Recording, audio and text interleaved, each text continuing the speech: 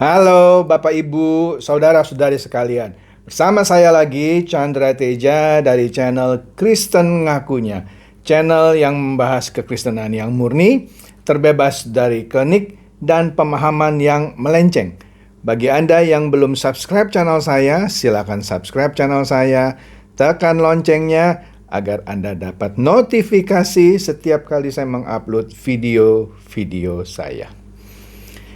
Oke, pada bagian ini saya akan membahas mengenai Yesus yang katanya datang ke dunia ini untuk memberikan kita kelimpahan.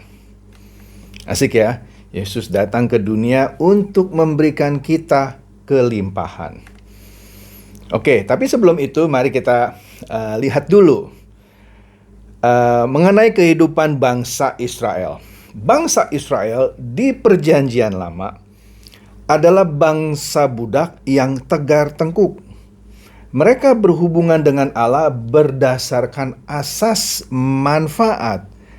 Mereka memanfaatkan Tuhan dengan cara mentaati hukum Taurat, karena mereka tahu kalau mereka berbuat baik sesuai dengan hukum Taurat, maka itu semuanya agar mereka diberkati. Ya, sebab mereka tahu jika mereka tidak mentaati hukum Taurat, maka kutuk akan mengintai kehidupan mereka. Oke. Akan tetapi kita orang-orang Kristen berhubungan dengan Tuhan berdasarkan asas devosi, di mana kita berusaha menemukan Tuhan serta melakukan kehendaknya dengan ketaatan yang tidak bersyarat. Oke, ini sama halnya dengan Abraham yang meninggalkan negerinya dengan sepenuh hidupnya untuk menemukan negeri yang dijanjikan Tuhan. Walaupun sampai ia mati, ia tidak melihat negeri itu. Ya, meskipun demikian, ia tidak kembali ke Ur Kasdim. Ya, dia sepenuh hidupnya diberikan kepada Tuhan ya untuk menemukan negeri yang dijanjikan itu. Oke. Nah, khotbah-khotbah di kehidupan kita sebagai orang Kristen, salah satunya yang seperti yang saya sebutkan tadi ya, Yesus datang ke dunia untuk memberikan kita kelimpahan. Itu diambil dari Yohanes 10 ayat 10.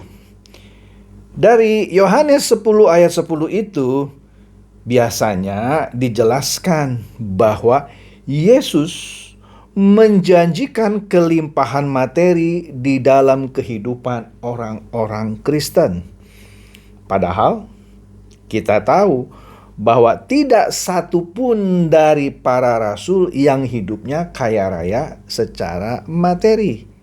Mereka pun matinya mengenaskan semua. Oke? Orang-orang Kristen mula-mula hidupnya juga jauh dari kelimpahan materi. Mereka harus kehilangan hak, terpisah dari keluarga, dikejar-kejar seperti binatang jika tertangkap, dilempar ke kandang binatang buas, dan masih banyak lagi penderitaannya. Kok bisa ya khotbah atas Yohanes 10 ayat 10 tadi menjadi khotbah tentang kelimpahan materi? Oke, disampaikan menggebu-gebu gitu ya, seperti menjajakan ekstasi kepada para pencandunya. Dan bodohnya juga, banyak orang Kristen yang terbius oleh teologi kemakmuran yang murahan seperti ini. Iya. Jadi kalau mengkhotbahkan Yohanes 10 ayat 10 dan menceritakan bahwa Yesus datang ke dunia untuk memberikan kelimpahan materi, itu jelas khotbah teologi kemakmuran yang murahan. Nah, jadi yang sebenarnya apa? Begini, kehidupan manusia itu ya, ini sudah meleset, rusak dan tidak bermutu. Tapi hendak dikembalikan Tuhan ke keadaan yang semula ketika manusia mula-mula diciptakan oleh Tuhan. Oleh karena itu, Tuhan Yesus diutus Bapa untuk melakukan pemulihan kehidupan manusia tersebut yang sudah rusak. Orang yang percaya, orang Kristen lah sebut saja gitu ya, hendaknya dapat memanfaatkan berkat pemulihan yang tersedia di dalam Tuhan Yesus Kristus ini. Ya, kedatangan Tuhan Yesus memiliki arti yang sangat penting bagi kehidupan manusia yang telah kehilangan kehidupan yang berkelimpahan. Nah, nanti dulu, berkelimpahannya apa? Berkelimpahan sesuai dengan maksud rencana Allah semula.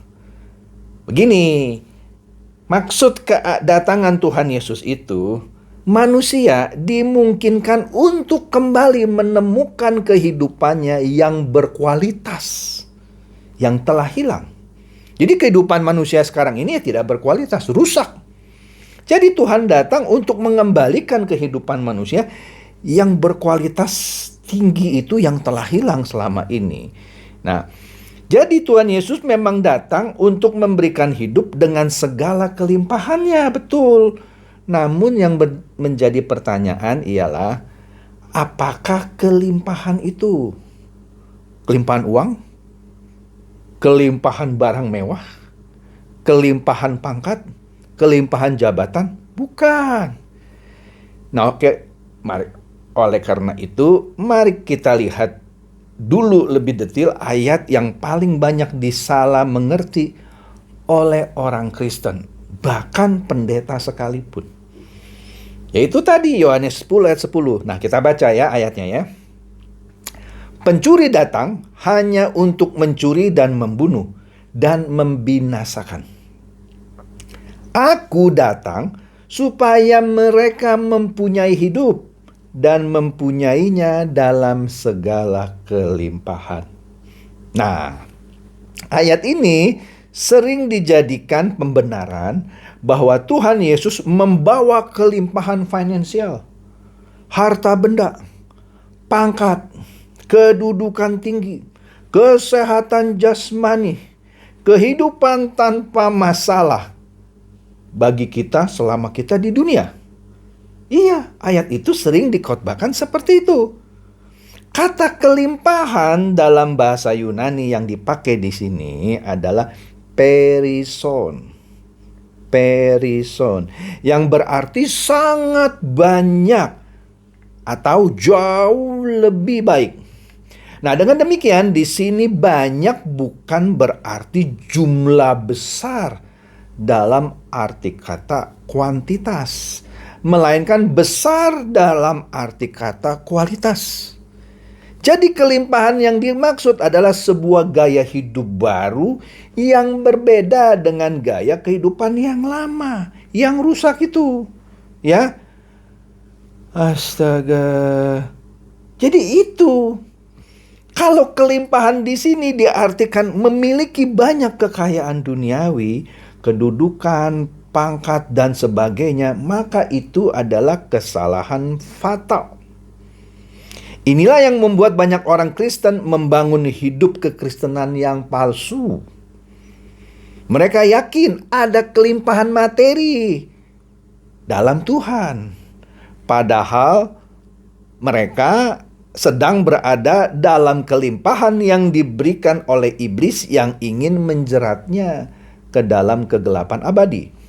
Nah, kata hidup yang dipakai dalam ayat ini dipakai zoe. Nah, kata hidup dalam bahasa Yunani ada zoe, ada bios, ada suke. Nah, di ayat Yohanes 10 ayat 10 ini kata hidupnya adalah zoe, bukan bios, bukan suke. Nah, bios atau suke juga berarti hidup. Nah, bios digunakan untuk menunjukkan pada kehidupan fisik dan alami dari makhluk hidup. Nah, dari bios itu muncul kata biologi. Bios dipakai di Lukas 8 ayat 14. Oke. Suke digunakan untuk menunjukkan pada kehidupan psikologi seperti pikiran, emosi, dan kehendak. Dari suke ini kita mendapatkan kata psikologi. Suke dipakai di Matius 16 ayat 25. Sementara kata zoe yang dipakai di Yohanes 10 ayat 10 dan juga dipakai di Yohanes 1 ayat 4 lebih menunjukkan kepada kehidupan yang sesungguhnya, kehidupan abadi seperti yang dimiliki oleh Tuhan. Nah, inilah kehidupan yang harusnya dimiliki oleh orang Kristen yang sudah diperbaharui dalam Tuhan. Jadi ketika Tuhan Yesus berkata, "Aku memberi hidup," maka yang dimaksud adalah memberikan hidupnya sendiri, yaitu gaya hidup yang hendak diimpartasikan kepada orang percaya. Jadi jelas Yohanes 10 ayat 10 bukan berarti Tuhan akan memulihkan kehidupan manusia dari kehidupan biologis atau psikologis yang sulit atau bermasalah menjadi kehidupan yang berkelimpahan materi. Seperti yang sering diajarkan oleh teologi kemakmuran. Yang Tuhan mau berikan adalah kehidupannya, gaya hidupnya itu yang mau diberikan. Yang bermutu tinggi, yang berkualitas tinggi. Ini yang dimaksud dengan berkelimpahan, karena kualitas hidup yang ingin diberikan oleh Tuhan itu berkualitas tinggi, melimpah. Melimpah apanya? Kualitasnya. Itulah kehidupan yang Tuhan mau berikan. Tuhan datang untuk memberikan gaya hidupnya yang berkualitas tinggi. Oke, jadi sekali lagi ya, Tuhan datang ke dunia untuk memberikan kehidupannya yang berkualitas tinggi. Dengan kata lain, ingin memulihkan kehidupan manusia yang telah rusak, meleset, ya, yang tidak bermutu, menjadi kehidupan yang bermutu, berkualitas tinggi sesuai dengan rancangannya yang semula. Jadi inilah maksudnya Tuhan datang untuk memberi hidup yang berkelimpahan, memberikan gaya kehidupannya yang ingin diimpartasikan kepada kita orang Kristen, sehingga kita juga boleh memperoleh kehidupan yang berkualitas tinggi itu, bukan berkelimpahan materi. Astaga. Ya. Allah yang kualitasnya melimpah atau lebih baik, perison itu, karena Dia mengingini kita juga memiliki kehidupannya yang melimpah itu, yang lebih baik itu dari kita yang sedang rusak ini, ya. Kenapa? Karena Dia sendiri ingin memberikan hidupnya yang sangat berkualitas tinggi itu. Jadi lain kali kalau membaca Yohanes 10 ayat 10, Anda tahu ya, bahwa Tuhan datang itu supaya kita memperoleh hidup. Dan mempunyai hidupnya itu dalam segala kelimpahan, dalam arti kata berlimpah kualitasnya, seperti kualitas hidup yang dimiliki oleh Tuhan Yesus. Ya, kita rusak. Nah, Dia datang untuk memberikan kehidupannya yang berkualitas tinggi. Bukan untuk memberikan kita kelimpahan materi ya. Karena rasul-rasul juga waktu itu nggak ada yang kaya raya.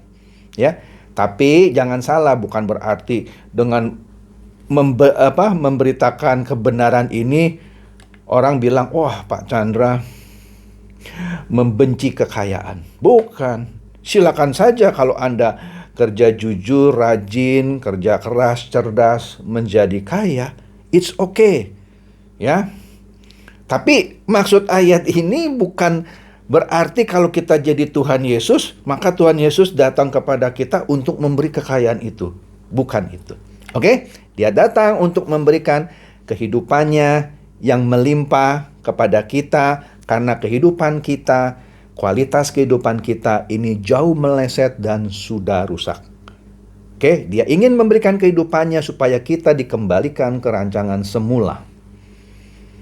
Oke, semoga ini mencerahkan dan mencerdaskan. Silakan share video saya ini kepada teman-teman, sahabat atau kerabat supaya mereka juga boleh tercerahkan. Shalom.